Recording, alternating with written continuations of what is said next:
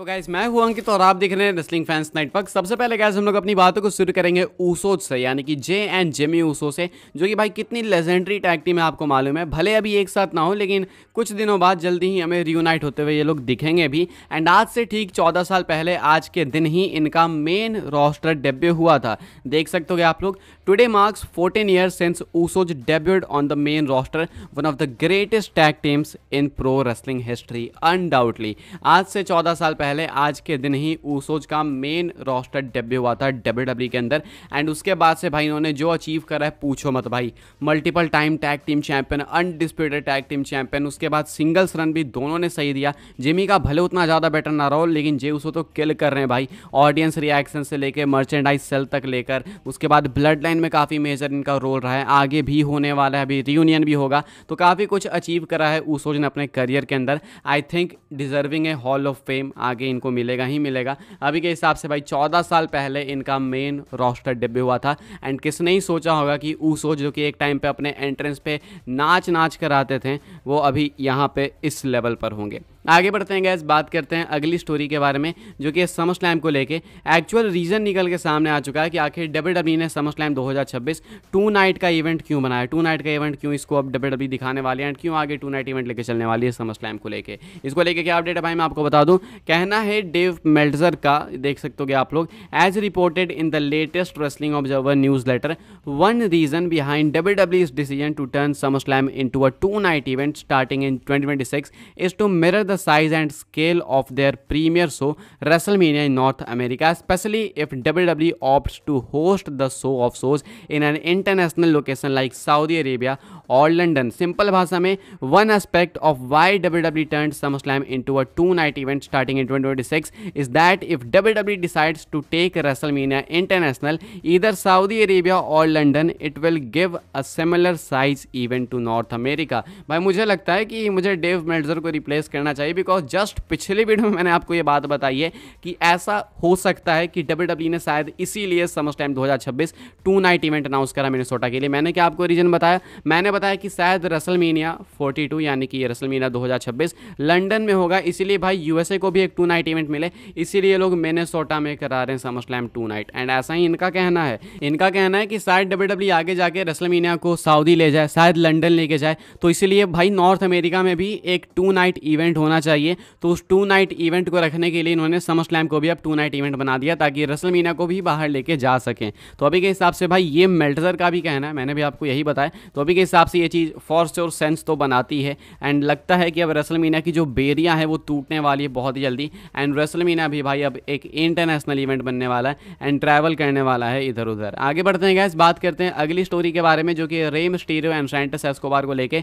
तो भाई Rey Mysterio चाहते हैं सैंटोस एस्कोबार को फेस करना अपने रिटायरमेंट मैच के अंदर। रे मिस्टीरियो चाहते हैं कि वो सैंटोस एस्कोबार के साथ अपना आखिरी डब्ल्यूडब्ल्यूई मैच रेसल करें एंड उसके बाद रिटायर हो जाए। अब देखो भाई एग्जैक्टली ये रिटायर कब होंगे वो तो पता ही नहीं है कि मैं अनुमान लगा के आपको बताऊं कि ये वाला इवेंट सही है, इसमें होना चाहिए। लेकिन हाँ, आगे जाके रे मिस्टीरियो जब रिटायर होंगे तो वो कहते हैं कि मैं चाहता हूं कि मैं रिटायर हूं, तो भाई किसके हाथों? सैंटोस एस्कोबार के हाथों। वो चाहते हैं कि सैंटोस एस्कोबार उनको रिटायर करें। अब जीतेंगे या हारेंगे इतना ज़्यादा इन्होंने क्लियर नहीं करा, लेकिन आखिरी मैच उनके ही साथ हो। बाकी कुछ लोग कह रहे हैं कि भाई नहीं डोमिनिक सही है, डोमिनिक के साथ होना चाहिए, या फिर कुछ लोग कह रहे हैं कि और कई नेम्स हो सकते हैं, पुराने नेम्स आप लेकर आ सकते हो। लेकिन मुझे नहीं लगता कि भाई पुराने नेम्स लाने चाहिए, बिकॉज रे मिस्टीरियो का करियर अच्छा रहा है, बहुत अच्छा रहा है, एंड धीरे धीरे रिटायरमेंट की तरफ आगे बढ़ रहे हैं। तो अच्छा है कि वो एक नए टैलेंट को ही ओवर करें। तो मैं भी अग्री करूंगा रे मिस्टीरियो से, अगर वो सैंटोस एस्कोबार को ओवर करना चाहते हैं तो अभी के हिसाब से सैंटोस एस्कोबार को फेस करना चाहता है अपने रिटायरमेंट मैच में। आगे बढ़ते हैं गैस, बात करते हैं अगली स्टोरी के बारे में। एंड ये जस्ट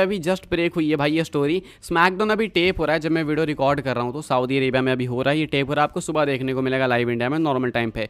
अब ये जो स्मैकडाउन है भाई होस्ट कर रहा है queen of the ring and king of the ring के सेमीफाइनल्स को, जिसमें से कि क्वीन ऑफ द रिंग का सेमीफाइनल अभी हो चुका है। किसके बीच में? Nia Jax and Bianca Blair के बीच में। स्मैकडाउन के स्टार्टिंग में ही ये हो गया एंड अभी जस्ट रिजल्ट भी आ चुका है। रिजल्ट ये है कि नाया जैक्स ने थैनोस को हरा दिया, बियांका ब्लेयर हार चुकी हैं। ये बहुत शॉकिंग रिजल्ट है। नाया जैक्स ने मैच के बाद एक प्रोमो भी कट करा है एंड प्रोमो में उन्होंने कहा है लायरा वेलकारिया को कि गेट रेडी, कल मैं आ रही हूँ, तुम्हें हराऊंगी एंड बनूंगी क्वीन ऑफ द रिंग। तो नाया जैक्स ने भाई ये काफ़ी बोल्ड क्लेम करा है।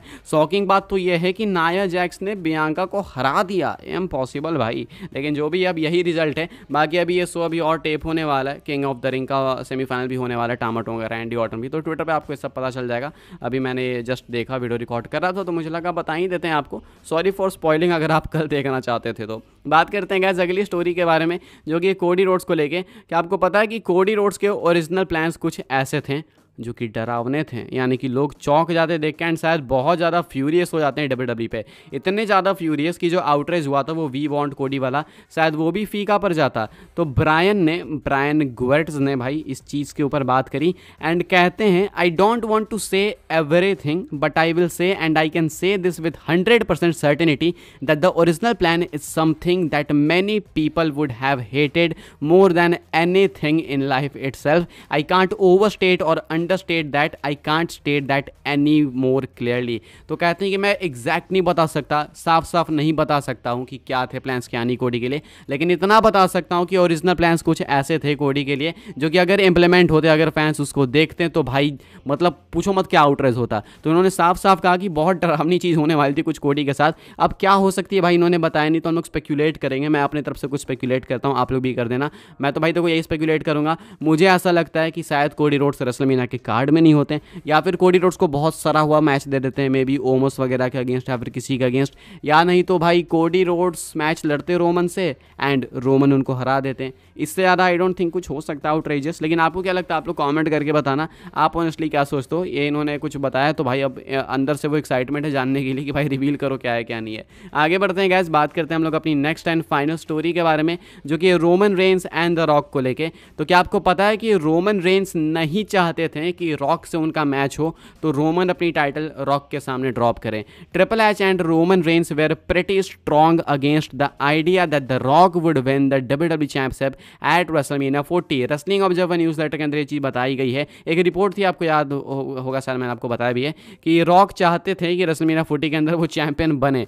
तो यहाँ पे बताया जा रहा है कि triple H and Roman Reigns इस आइडिया के बहुत अगेंस्ट है, बहुत ही बोल्डली अगेंस्ट थे इस आइडिया के, एंड नहीं चाहते थे कि रॉक जीते रेसलमेनिया 40 के अंदर डब्ल्यूडब्ल्यूई चैंपियनशिप। एंड इस टाइम जब रोमन चैंपियन थे तब की ही बात है। तो अभी के हिसाब से भाई उस टाइम तो डिसएग्री कर रहे थे रोमन एंड ट्रिपल एच दोनों, लेकिन अभी जब कोडी के साथ इनका मैच होगा तो क्या उस टाइम भी ट्रिपल एच डिसएग्री करेंगे, वो देखना होगा। I think yes. बाकी अभी के हिसाब से रॉक रेसलमेनिया 40 के अंदर चैंपियन बनने के लिए पिच कर रहे थे अगर उनका रोमन से मैच होता तो, लेकिन रोमन इस आइडिया के अगेंस्ट थे। इसके बारे में आप क्या सोचते हो भाई कमेंट करके बताना। बहुत बैक स्टेज पॉलिटिक्स है भाई इस रोमन रॉक कोडी ट्रिपल एच वाली सिचुएशन को लेकर, बहुत ज़्यादा बैक स्टेज पॉलिटिक्स है। डॉक्यूमेंट्री आएगी तो शायद ज़्यादा क्लियर हो, लेकिन क्या पता भाई वो भी तो स्क्रिप्टेड ही है काफ़ी हद तक ऊपर से, तो कौन जानता। अभी के हिसाब से भाई फिलहाल इस वीडियो के लिए बस ये कुछ अपडेट्स है। वीडियो पसंद आए तो वीडियो को लाइक करें, शेयर करें, सब्सक्राइब करें, चैनल को फॉलो करें। मुझे इंस्टाग्राम एंड ट्विटर पर लिंक आपको मिल जाएगा डिस्क्रिप्शन में, ज्वाइन कर सकते हैं व्हाट्सएप चैनल को, उसके भी लिंक है डिस्क्रिप्शन में। मिलते हैं अपनी नेक्स्ट ऑफर काफ़ी इंटरेस्टिंग वीडियो में।